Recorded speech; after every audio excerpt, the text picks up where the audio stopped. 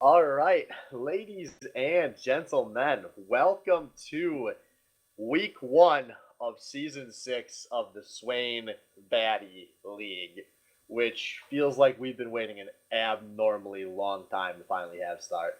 And I am so pumped to finally watch some team's entire season go to shit. Joined here tonight for this first game between the team drafted by Muffin and the team drafted by Sword and Mace, which are, User joined your channel. as of now, called Forces of Nature and WCF. And joined here by Thrifty Senpai for this first game tonight. Alice, how you doing, my man? I'm doing fantastic. I'm excited to be back. It's another great old season of BCL. Yeah, this game, I'm very excited because these are the two teams I think most of us had the least idea of User left what they your were going to channel. do with their rosters. Obviously, looking at Forces of Nature on the left, we've got 30 and Tree that are going to combine to Microphone be a muted. bottom lane, and Blabour and Mikuro are going to combine to be the mid and the jungler. But I really expect to see a lot of different things from these guys over the course of the season. Yeah, no, by far, this is like everyone had the least idea because as far as trees go, they have some big names that people are very consistent. But like you said, it's very odd. No one knows who everyone's going to go. Uh, and then for the other team, I mean, a lot of people have been really up in the air with that.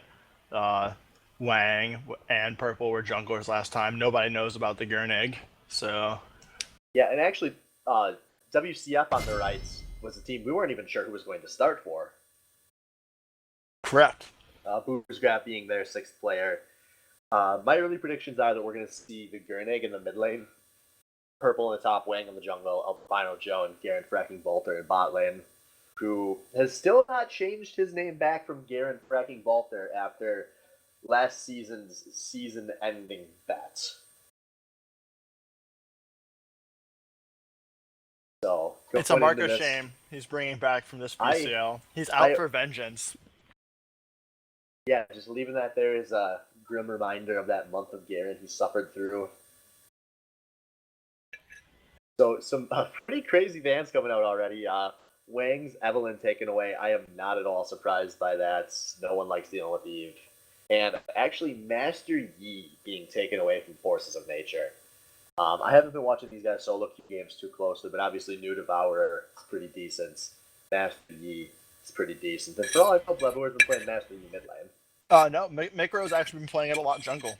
That's been one of his most common jungle picks he's been playing lately.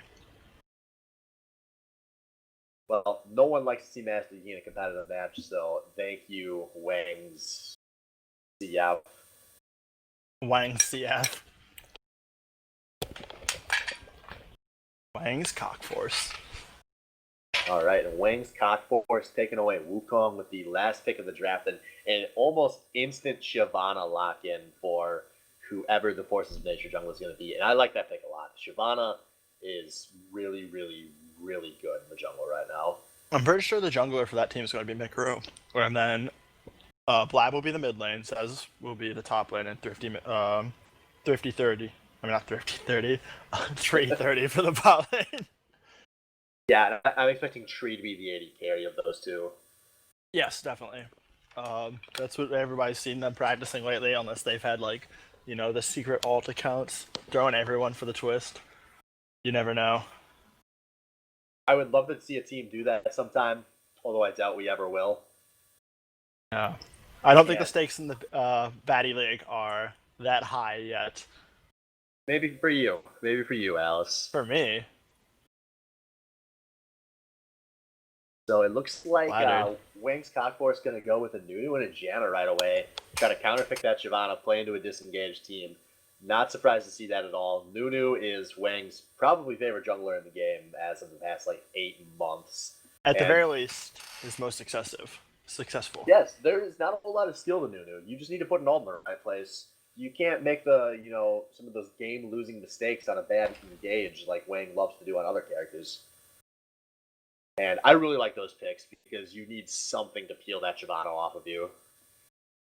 And both those champions are very good at peeling Shyvana. Nunu because he has 2 different attack speed slows loaded into his kit, and Janna because she has the knock up and the knock away, which is Shyvana very easy to kite out after Microphone her ulti. activated. Microphone muted. 30 going with a Leona. Looks like who needs Peel when you can just hard engage? And I'm actually really disappointed to see the Tristana there. I would have loved to see it. Guys, you're ready to hear this a lot this season. I would have loved to have seen Sivir come out of Forces of Nature right there. But Swift, it's just a Sivir comp. That's as easy as it gets. You have a Leona and a Shyvana. They both want to go fast. Go faster. I feel like that's just a common theme of League of Legends. There's nobody who doesn't want to go faster. Yeah, that's kind of why Sivir's the best champ in the game right now. I don't know anything about Chinese League of Legends, but I follow Kelsey Moser, and she tells me that all the time, and I believe it. Alright, we get the Kog'Maw locked in for mid lane most likely. It could be a flex pick to 80 really carry. excited to see if that's a flex pick. I don't think Garen Cracking Volters played that at all, and and they're gonna leave it. Alright, confirmed for mid lane then. And that is going to be an insane high damage comp in late game. Yes. As everyone I'm sure is very familiar, AP Kog'Maw, ever since the Ludens Echo introduced in a couple patches ago, has been a very, very powerful champion, and the new itemization has been even larger buff to him, making his gold power spikes much easier to manage. I believe I saw the stats a few days ago that AP Kog'Maw between both LCS regions currently has a 75% win rate across 20 games. Yeah, that sounds about right. That's not even factoring in that he really just got buffed in the last patch with the AP changes. I like that. I'm a very big fan of that pick. And this is going to just be the classic battle of hard engage versus hard disengage. And I hope it'd be really exciting to watch.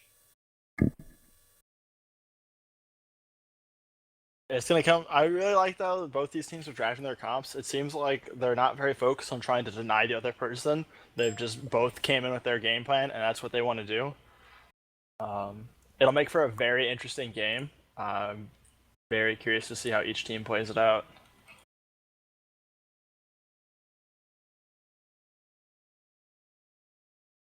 So closing this comp out, I will say one pick that scares the hell out of me is Zima's my main, formerly known as Slender Dan, I'm Just Dan, Victor Yi, Dan, and anything else with Dan in the name. There's a lot of responsibility of playing Gnar. You have to communicate a lot of things well with your team. You have to have good teleports. Dan is normally a guy who shines when he's not having that much responsibility on his shoulders. Normally just playing a lane bully, winning his lane, and snowballing. Which, I mean, Gnar can do. But when I think Gnar, I'm thinking way more about the team-based playmaking. So I am really excited to see if he's changed that perception because, if I remember correctly, he wasn't in the BCL last season. So 2 splits ago, he was on second place BCL bargain bid with me, and he was by far the best top player in the league that season. So I'm curious to see if maybe he's added a little bit of team play to his play style, because that would really make him very impressive in this league.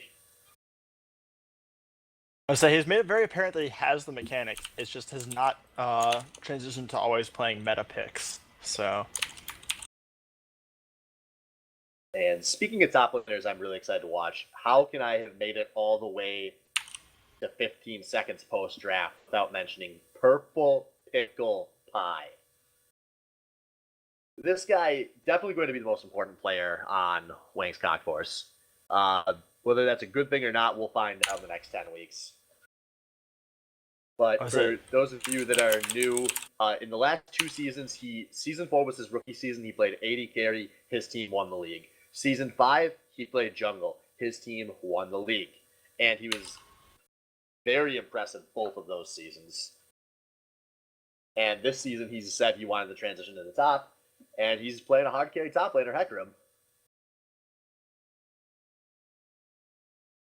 Yeah, it'll be interesting to see how he does. There's a very good chance that this is going to be the premier top lane matchup for this league right here in Game 1. You think so?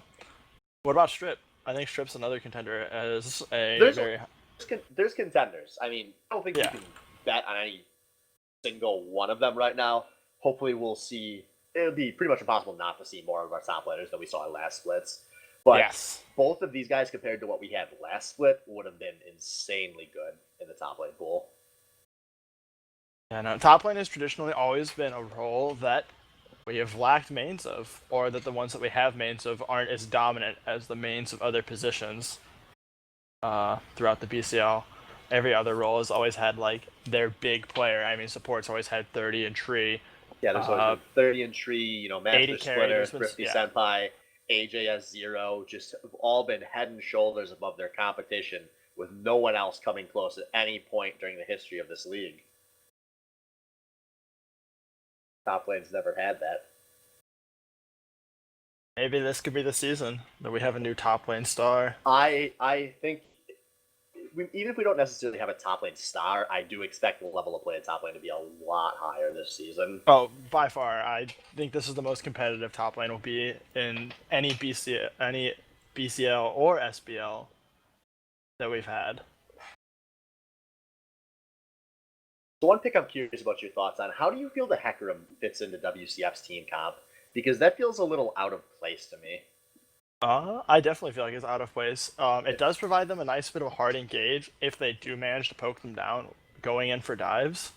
However, the rest of their team comp, they just have so little hard CC that I am not a fan of it. Hecarim's the only champion that brings any form of hard CC, and it's like a strictly almost engage. I mean, you can use it to peel, but it doesn't always function the best. I'm sure that because you're asking that, you have fairly similar points of view on that. Yeah, the rest of that comp wants to kite and poke back, but not Hecarim. But I also don't feel like there's a major backline threat on the opposing team that they're going to be trying to dive. Tristana's super mobile. It's pretty hard to get to where her late game DPS isn't extraordinary. And I just feel like picking a dive champion to counter Orianna, like, what's the point of that? So Yeah. We'll see if that turns into a trend this season with Purple maybe not being able to fit team comps as well as he did at other roles. Because there is value to having a hard engage on their team, because like you said, a lot of times you can get with the AP Kog'Maw and with the Jinx, you can get a lot of poke down. You can get people down. You can, force a dive. But these are not like people, their backline is not people that exactly is going to be easy to dive, especially solo when they're poked. I'm also really curious to see how the communication goes for WCF, if they're going to be, on point or not. Yeah, that's the other thing. I have zero idea who their main shot caller is going to be. Yeah, and I mean, the thing is, with having a dive champion like that with their kind of comp, you need to have a lot of communication about that, because if he goes in at the wrong time, when people are not ready, or when people cannot follow up all the way, all of a sudden he's going to die, they lose all their siege pressure, and they might even lose more off the return fight. Right, that's something that can very, very go poorly. And we're finally loaded in. Hopefully our stream has all chat showing currently, and if he doesn't, he's about to turn that on.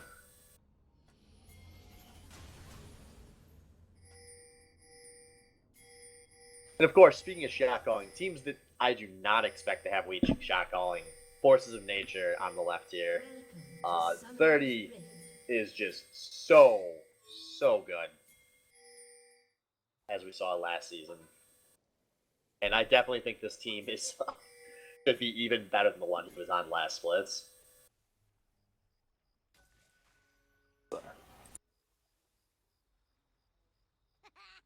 So it looks like we're going to see a little bit of a level 1 coming out of Forces of Nature here. This is something pretty foreign to me. I've never really tried this before. On the other hand, on WCF, we have the pretty classic football lineup, just cover all the entrances into your jungle, so if the enemy team does come in, you know where they're coming in. It looks like we're just going to have a stalemate, though, and nothing actually is going to come from it. And that's sad, but I'm not too surprised. Purple, starting with the flask and no other item, is going to go for a camp clear and then get a cloth armor. And you don't want to be late to that camp if you're going for that starts. That's a very important thing. It is nice that he's going against the Gnar. Gnar doesn't have the most spectacular wave clear speed, so you can do that at a much more leisurely pace. You're not completely pressured to get in and clear it as fast as possible. Alright, so ultimately going to be a pretty standard start here. Both junglers getting nice leashes from their AD carries on the strong side of the map. So we'll see if a fight breaks out early in the top lane or the mid lane when these junglers go through a full first clear.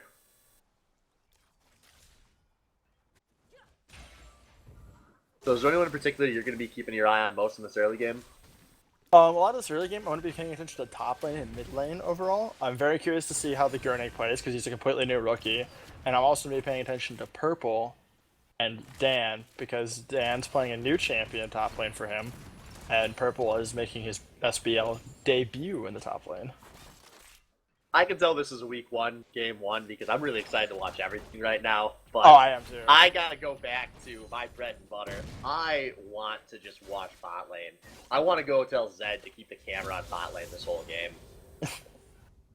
Because That's the Tree 30 lane. I'm excited closing for out it. last season, we don't know how Tree's gonna do transitioning to AD carry, obviously. But closing out last season, these guys were voted number 1 and number 2 on the All-Star support list. If Tree can have any kind of transition, they should be a very good bot lane. On the other end, for WCF, Garen Fracking Bolter closed off the season on a bit of a hot streak, but he was still considered nowhere near the me, King, Salvo level. And Albino Joe has taken the last season off, and he's always been someone who didn't get a whole lot of respect from the players and casters in this league. And these guys have been duo queuing a ton even before the draft, and they've been telling me how they feel very confident playing with each other. And I think these two both have something big to prove here, and a very good chance to attempt to do so in the first week. And we do see Wang looking for the legendary Nunu gank top lane. He's walking in at that now, and he's going to snowball the hell out of them. Disrespect And snowball. the gentleman is going to walk away.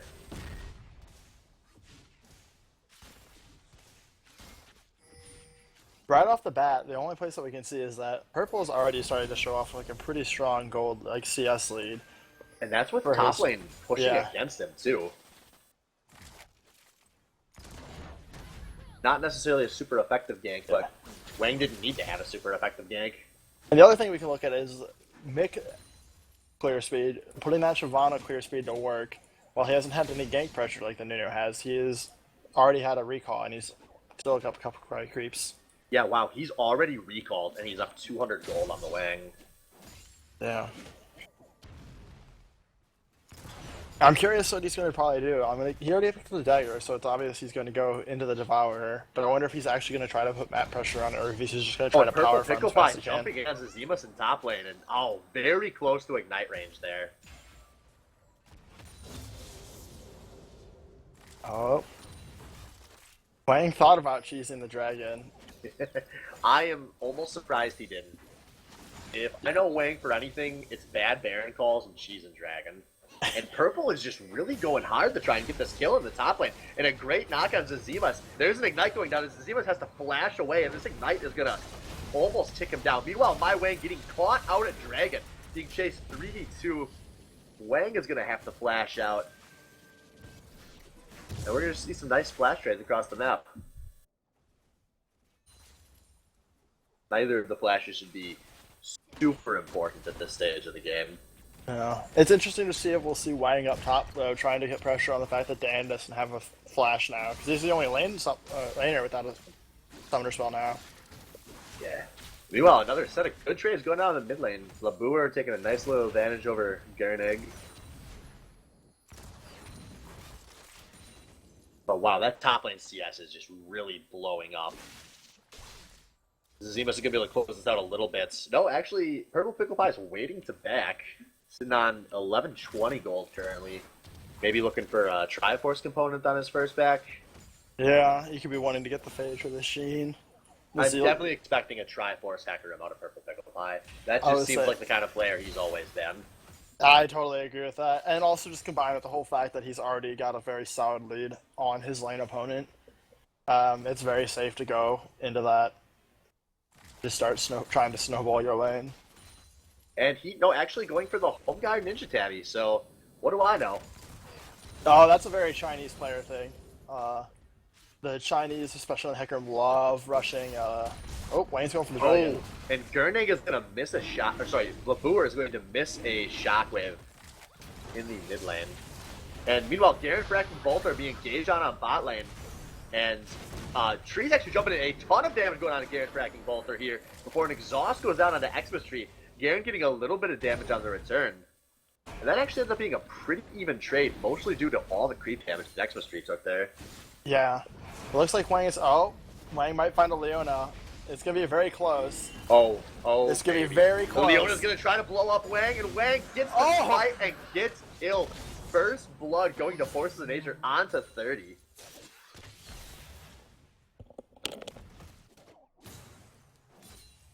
So, no assist gold at least, and it's on a supports. Maybe not the worst thing for this team. That's just really one of those trades that... Oh, Jesus. So aggressive on a 30, and actually Tree taking a lot of damage. She has to pop. Both AD carries pop heal. And now actually Garen fracking Bolter has to stop his chase. And both these AD carries going to walk out under 20% of their health. I'm just waiting for Bolter to hit 6 and then try to shoot the rocket. You know he's thinking about it. Yeah, he's about 20% of a level away currently. And I don't think Tree's accounting for that right now. But Shyvana is showing up for a gank, while Purple's going aggressive in the top lane. He's nothing but fighting in these side lanes. And Mirko actually going to get hit by the chompers. And Garen has got to be so close to level 6. And he is. He's sticking around trying to get that level 6. And look for... There it is. Go. And we'll see. Is the rocket coming? He's leveled it. And he is not shooting. And there it goes! There it goes! Zima on the top lane. Purple Pickle Pie ulting in. Zazimas is ignite. And Zazimas is going to barely survive the last tick of the ignite. Oh my. How much health did he have? That was either 7 or 8 HP. I'm going to check real fast. If you'd like to cast. Yeah, sure thing. Zazimas at 6 health. 6 health. Wow. It looks like they're setting up to get the blue buff onto Orianna. Give her to mash that in the Cogmile mid lane so they can continue to clear waves at the same pace.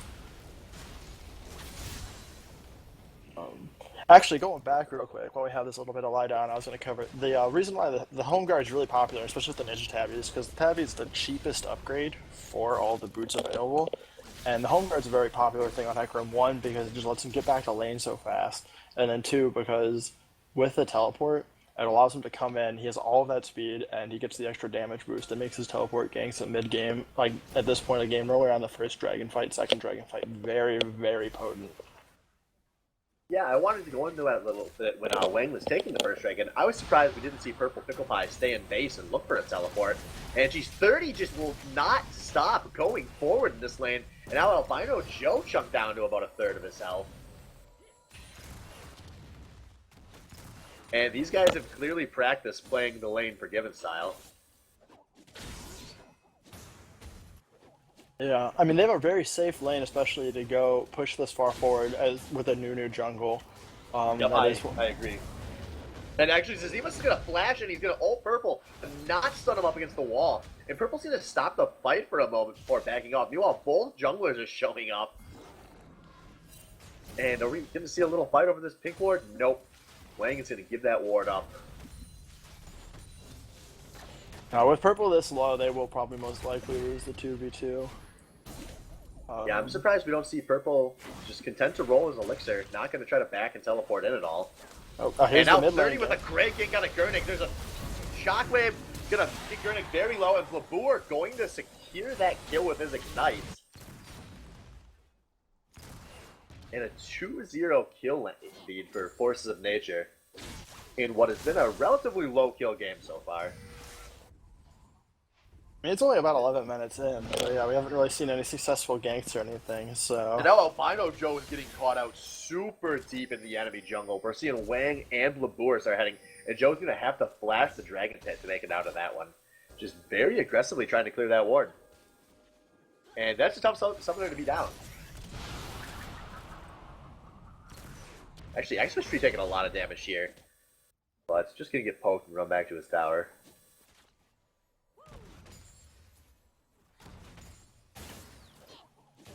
Now that we're kind of farther into the laning phase, bot lane's actually very even. Joe and Brits have done Gaur and freaking Balter have done a very good job at maintaining the lane parity, despite the pressure that 30 and Tree have tried to put on them. Yeah, and they have to be happy with that. A Jinx Janna lane isn't trying to win the laning phase. Now we're getting Blab getting chased through the jungle here. He's gonna get out with only a little bit of damage on him. Nothing too scary.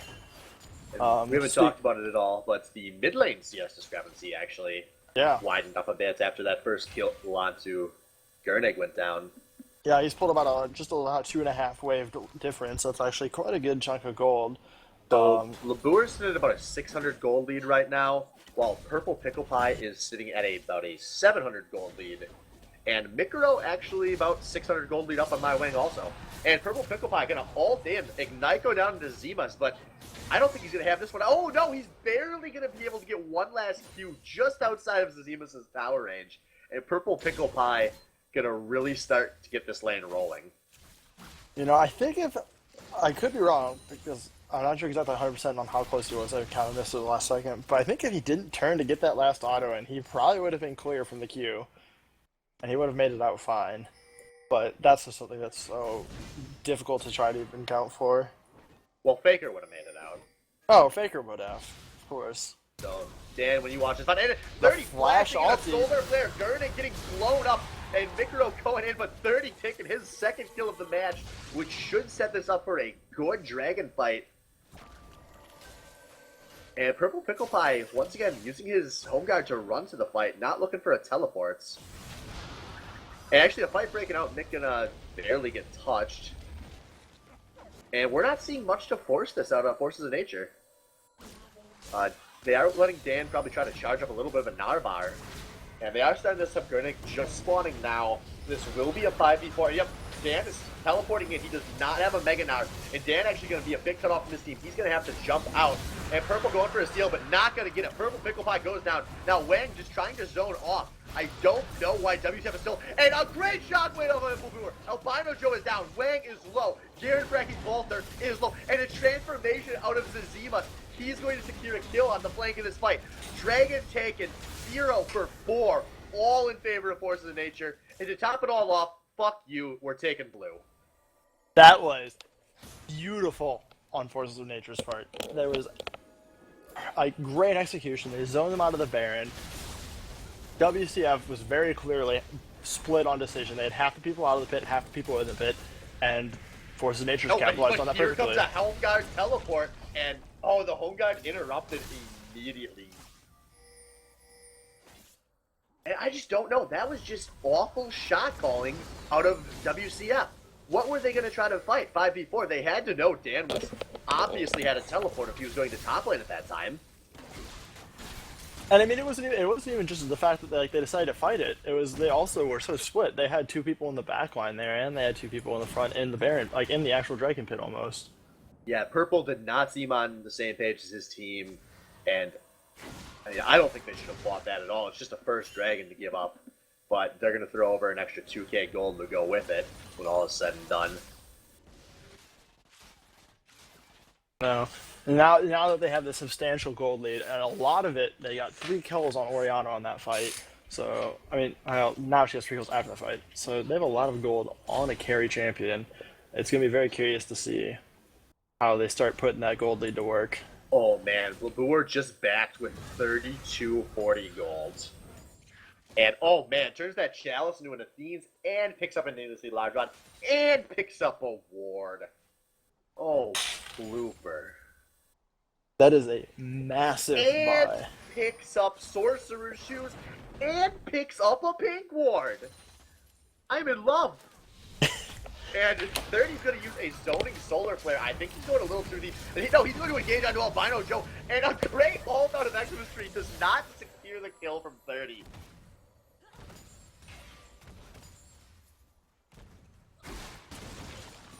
And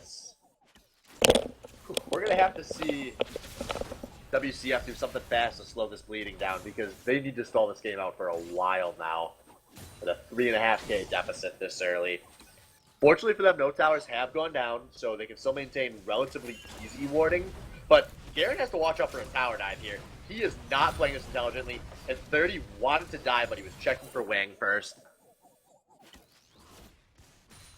Micro's a little too far off to pressure any real dive there. I apologize for that miscall and Garen positioning badly. But we are going to maybe see a 3v3 break out in this bot lane. We'll see if these guys try to pressure the tower a little. Which obviously with Tristana, once you get to that tower, it's going to go down fast. And the first tower of the game being taken by Blabour and minions. Unless they're going to open up a second tower right here. This is going down very fast. Wang was hoping to save mid tower, but in the end, he's going to save neither. Yeah, and that's just now that they have snowballed the lead and they've opened the map up, I'm curious to see what they do with their deep vision inside the enemy jungle. Catch them on rotation, start trying to force down more towers with their siege comp.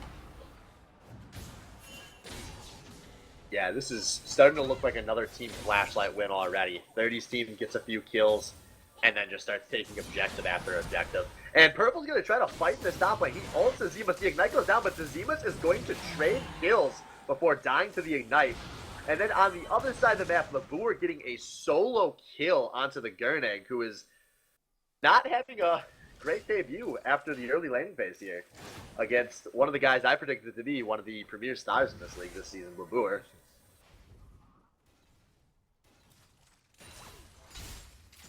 And that gold lead now up to 5k in favor of Forces of Nature. At the beginning of the lane, it started like Gurning was doing very well, but the second that like Blabour's got an advantage, he has pushed it all the way, and it's just he's grown it in form of kills and CS. So Swift, Yeah, I mean, go ahead. if you were in WCS position right now, what would you be trying to do to turn this game around? It's only 19 minutes in. There's already a 5k gold lead. You're down towers. You're down kills. Well, to be completely honest with you, I'd probably be sitting there in complete silence, then realizing, oh crap, I need to say something. My team's going to know I'm tilting.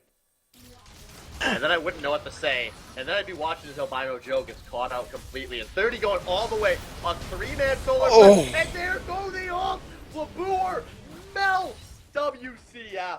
And this is going to be the third and final outer tower going down. 3 kills for the third tower. This game is just, with a flip of a button, this just became an extremely one-sided game. They have to find a way to wave clear and just hold these towers, ward up their jungle, not get picked. But they don't have enough wave clear as a team. And now Gurnig is going to have to watch out. And Purple's going to pop a kind of bad teleport here. It looks like it actually is going to be enough to save his tower. But Zemus is splitting pressure in the bot lane. Look at this team. They're just like any of 30's other teams. They are always pressuring the entire map. They're moving as a unit and just destroying towers. Looks like you're going to go rotate on to Dragon. You might be able to get a fight here. WCF shouldn't even be approaching this fight. No, I don't think so. I think they're going to go for the desperation call, and they're going to try to fight for it. But you don't make desperation comebacks with Dragon. No, you don't. What I would like to see, Dragon too. here is actually have like one person try to like act like if they clean out the dragon, clean out the enemy's vision around the dragon pit, so they don't have know where they are, and then try to sneak a Baron here when they try to go for a dragon.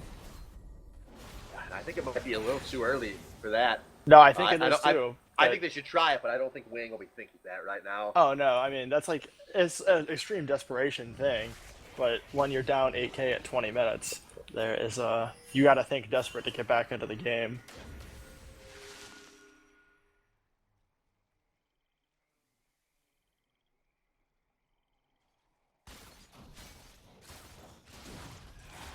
WCS vision, their vision's all on the wrong side of the map right now. They have 3 wards scattered across 4 wards, including the Baron one, across their top jungle. They only have 2 on the bot, whereas Forces of Nature have this entire area lit up as they secure the second dragon of the game for themselves. So I got to go back to Purple Pickle Pie for a bit here, because he was the only bright spot for WCF. And he had such a gigantic lead in top lane. And he just never was able to use that home guard to make any plays. And I can't help but wonder if he'd maybe gone with a different item. He could have made some kind of a play. And Jesus, that combo onto Garen.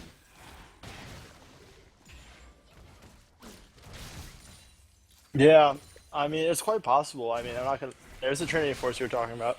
I think, like, the home guards is a very, very powerful pickup, and it's a very useful pickup. But you have to have a lot of communication with your team, and you have to use that advantage. And which he I never mean, did. we And haven't there's a seen that. solar flare on the Gurdig, and Micro's actually going all the way in. Wang's ult not going to do much. Another awesome shockwave hits the entire backline. And actually, Xmas Tree taking a lot of tower damage there, and Garen Braxton Bolter is going to pick up his first reset of the game here. But 30 turning on to Garen, trying to save his team, and Blabur picked up another traded kill, 2 for 2. Oh, Blabber's circling around, And but they know he's Blab there. is not done. He's going for Gurdig, and Gurdig's going to late flash, and now Wang is going to try to chase. Blabur can fight you, man. What are you hoping to do? Ignite onto my Wang, auto attack onto my Wang, and Wang is going to barely survive thanks to the turret and Janna shields.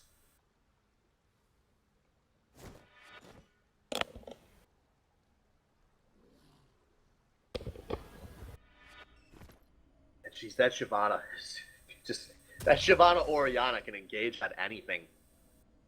Oh, especially when you're this far ahead, it's just so big. All you need to do is have, if Leona lands a solar flare, all of a sudden the Shyvana just goes in, the Orianna goes in, and they just pile on in.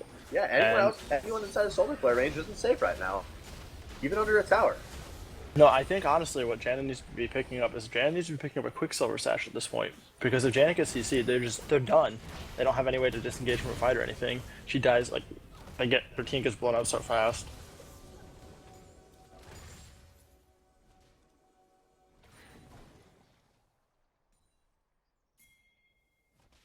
One thing I will give WCF a little credit for, they do have 4 upgraded trinkets on their team right now, which is actually 1 more than Forces of Nature. 2 of them are upgraded yellow trinkets, which I think are insanely valuable when you're behind like they are. Oh yeah. Upgraded yellow trinket is fantastic. You actually get more wards down than the red trinket, unless they keep consistently getting 2 swords per your red trinket proc. It will keep up paced wards. And this gold lead hasn't gotten bigger than 8k in the last 3 or 4 minutes. No, but while the goal hasn't gotten bigger, it's still a solid 8k goal lead. But they have stemmed the bleeding a bit. They've gotten a couple more kills on the board.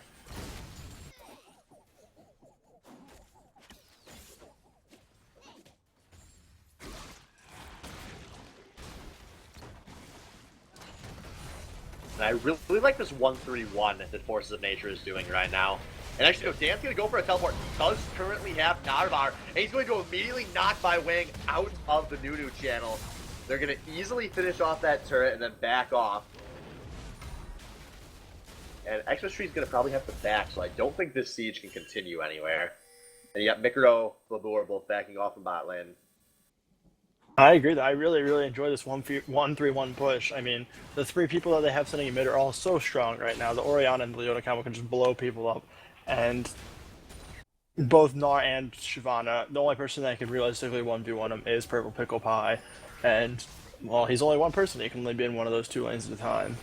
Yep. Completely agree. You know, 1-3-1 is a great way to ensure that you light the entire map up with wards. Because when you're 1-3-1ing, you have to. Yes. Yeah. Need a lot of vision to maintain a 1-3-1, but they have the vision down.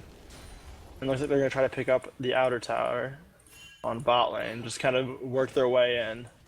Yeah, no one's too far from here. The only real worry Blabur is at about 40% health right now. He's going to need to play pretty far back. But Purple Pickle Pie is in the top lane. They might try to force a teleport out of him or just trade an inner for an hour. Be happy with any of those scenarios. User joined your channel. And just how fast that Jinx blows things up. User left your channel.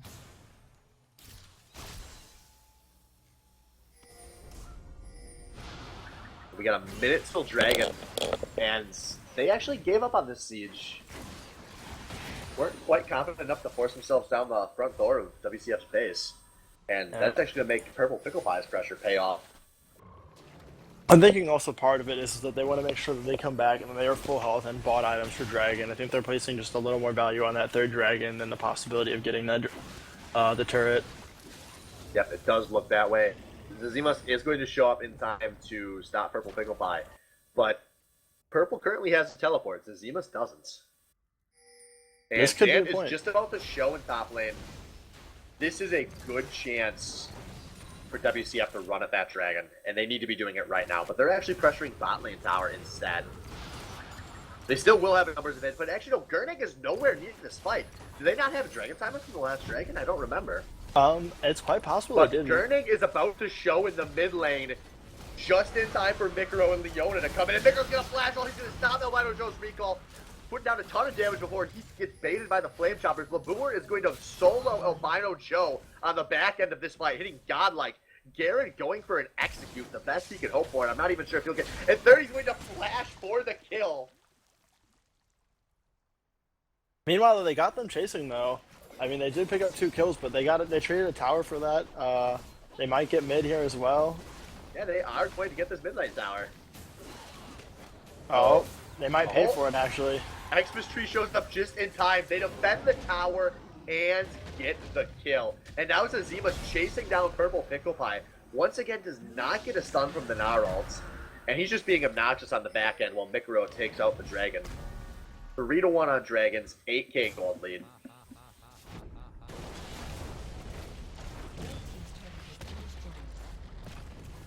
And they finally get that tower they were working on a few minutes ago.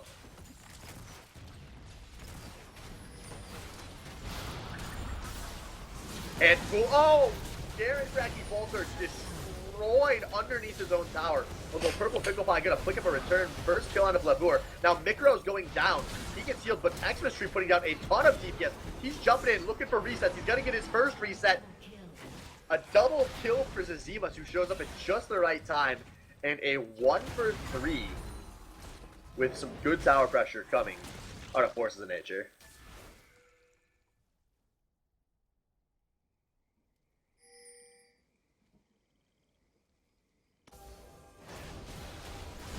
And the first Baron ping coming out of Forces of Nature. And if they secure this Baron, I do not think WCF has a way back into this game. No, I think that is definitely a way to tie it up. They have a solid 10k gold right now. If they take the Baron, that's another 2,000 gold about. They get all the stat boost. That gives them the siege potential to break into an area. And Purple actually charging down Zazimas, but he has a Gnar transform that should give him the stats to save his life. So while we have a break in the fighting real quick, gonna look at lane by lane gold breakdown. So Purple Pickle Pie, despite how bad his team is doing, is still up about 450 gold. However, Mikro is up 4,000 gold on My Wing. Labur is up 3,500 gold on the Gurnig. Xmas Tree is only up 700. And 30 is up 2,100. And that, folks, is what a 10k gold lead looks like. Yeah, no, Mikro is actually... I've been very impressed by Mikro. He's just... Wang picked the Nunu, and he's just had not nearly any of the impact that Shyvana has on the map. Shyvana's farmed better, she's had better gank presence, she's had more successful ganks. I mean, some of that is because the team is ahead, but, I mean, Nunu just was behind from the get-go, which is something that really should be happening on a Nunu. And now Labur gonna zone My Wang straight into the Baron pit. Wang knows he's Nunu. He's going for the Desperation Seal. Action Tree's gonna ult, but Wang can still make it in. A stun onto Wang. Wang looking for it, and Wang is not gonna get it. Xmas Tree secures the Baron 1-for-1 immediately at the start of this fight. But Mikro and 30 gonna try to clean this up. Picking up a second kill, picking up a third kill. But Garrett Fracky both are picking up kills on the backside of this fight. He's gonna get 2 kills. And this is somehow going to be a 3-for-3 when all is said and done. That was all sorts of a mess. I'm not even sure where to start with all of that. But they did secure the Baron, and they still have it on 2 members. So they Shyvana can being one of them. Which is so they can put Baron realistically in 2 lanes with their split push. Which is still key.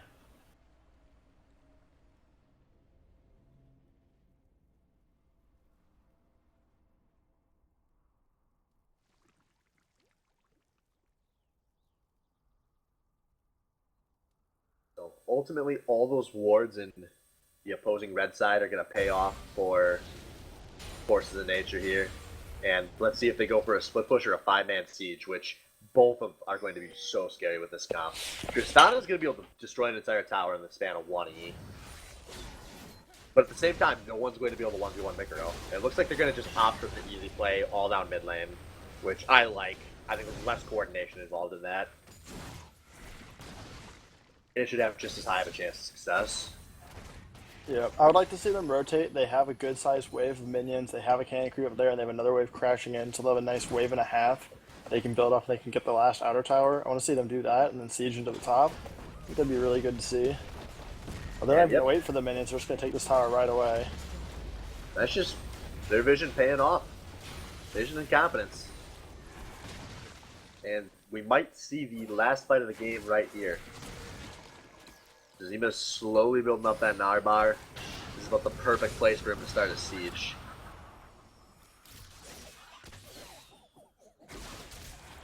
But just a little bit of poke back and forth so far.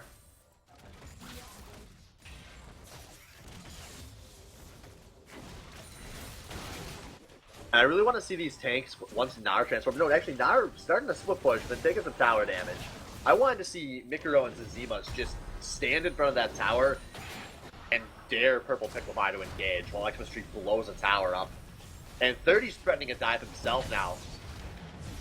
But just a lot of back and forth. They're very slowly whittling away at both of these towers. Yep, they have about 1,000 damage, 1,500 to go on this mid tower. They're losing minions, but they'll just keep going. They are going to lose potentially bot wave tower to that gigantic wave that WCF has built out. Yeah, that wave will take the tower if no one goes to deal with it. And it looks like they're going to back off. They don't want to lose the tower. And that was just a really disappointing Baron. I feel like they had chances to take that base, and they didn't take them. They played too scared. I think if they would have played a bit more aggressive, I think they definitely could have taken another tower.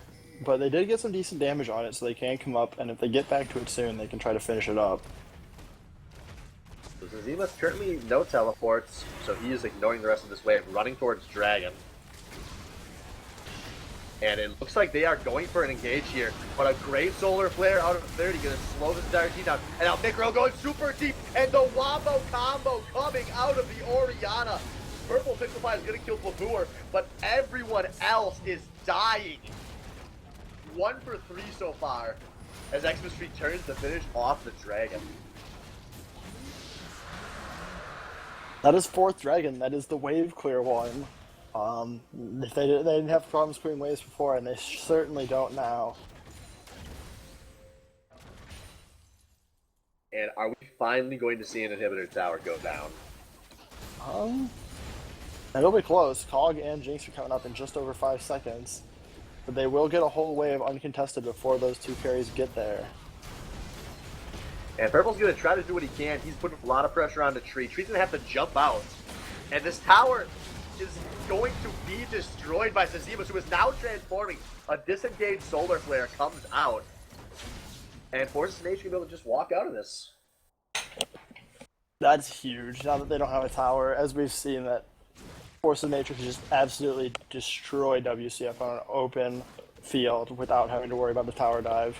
Even then, with the towers, they still have won the fights pretty handily. So this makes them open to get an inhib and then just continue their just very, very precise, tactical, just like destroying this base. They're just going down in an order. They go through all the outs, they go for the inners, just working their way in. So while we have a little pause in the action, we're going to force the heal out of Garen Fracking Bolter, trying to save his support's life. And a 2v5 occurs in this jungle that Blabur and 30 are going to walk out ahead on.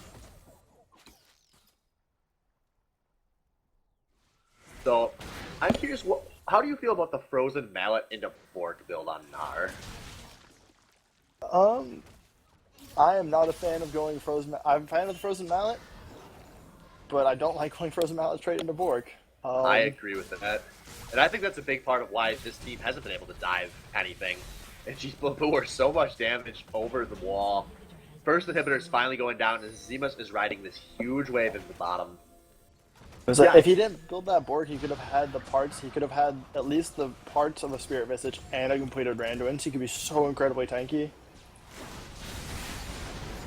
And we'll see if a Desperation fight happens. But Solar Flare, Garen being completely zoned out of this fight. Now Zima's going very deep. But these tanks are very far from their damage. But Mikuro doesn't give a fuck. That is a kill onto Garen. and a turnaround in this base. And all of 30's team is going to actually abandon that bot lane tower. And now they're finally turning on this next wave to go back onto it. And the Purple Picklebot gets caught. A lot of damage going down. Wang's going to try to slow this down, but Gurne gets destroyed inside of the base. And Extra Tree is finally focusing down this tower. This is going to be a second inhibitor tower and a second inhibitor. All 10 seconds before Baron spawns. I think the plan from here is just disengage, go get the Baron, and push the win from here. WCF's going to need some sort of a miracle to pull this game out. Force of Nature has a solid 33% more gold. 15k gold lead now at 38 minutes. Very strong performance for their first night of the SBL. So if I'm on WCF right now, I'm not even sure I'm talking about how we get back in this game at this point. No, I think you're just talking about going forward in the next week. You know, figuring out what everyone's willing to practice. No, yeah, you have to hope for a miracle at this point. You need guys freaking Balter to go full Wild Turtle, just all of a sudden just start dropping pentas and quadra kills left and right over siege. But if that doesn't happen, and I don't see it happening, the game will be over. And yep, Baron being started up by Forces of Nature here. Labour gonna almost kill Albino Joe on this back line. And he's gonna maybe take Garrett back. No, actually, Baboor's gonna have to flash before remembering he's a big motherfucker, and he turns a double kill. Meanwhile, Baron secured by Mikuro. Wang not able to steal again. Mikuro chasing down the lesser jungler. Mikuro going godlike.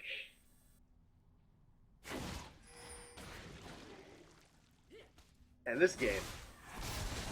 So, assuming we're about to see a closeout happen right here, I want to start talking about MVP on this game. All right. This is pretty tough, but I have to, in my opinion, this one goes to 30. It's not even. I will agree. Blue has played phenomenally. 30 though is the MVP of this game. He has the highest kill participation. He started it all. He got the solo kill on Wang at Dragon. He then goes, he gets pressure on mid, he starts blab snowballing. He's just been everywhere on the map, making all the big initiations. Yep. He played out of his mind. His